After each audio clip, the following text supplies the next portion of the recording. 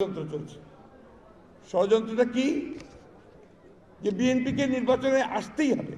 2014-5 নির্বাচনকে কি আমরা নির্বাচন বলতে পারি? পারি না। আজকে ওই একই কায়দায় আবার আমি যেটা প্রায় আমার মনে হয় যে একটা ছল চাতুরির মধ্য দিয়ে প্রতারণা করে তারা এখন এই গোল করতে চায়।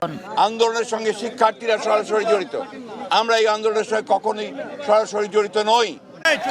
কার কথা বলতেছ? নামটা পরিষ্কার বলো তো, কার কথা বলতেছ?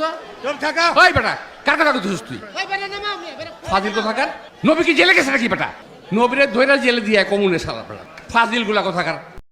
এই দেশে আমরা কোরআন ও সুন্নাহর বাইরে কোনো আইন আমরা করতে দেব না, এটা আমাদের কমিটমেন্ট। এই কমিটমেন্ট আমরা সবসময় করে এসেছি।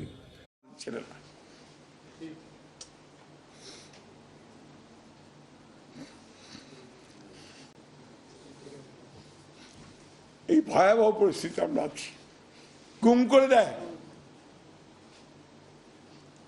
খুঁজে পাওয়া যায় না। বাচ্চাগুলো এখানে দাঁড়িয়ে স্ত্রী বললো আপনাদের সামনেই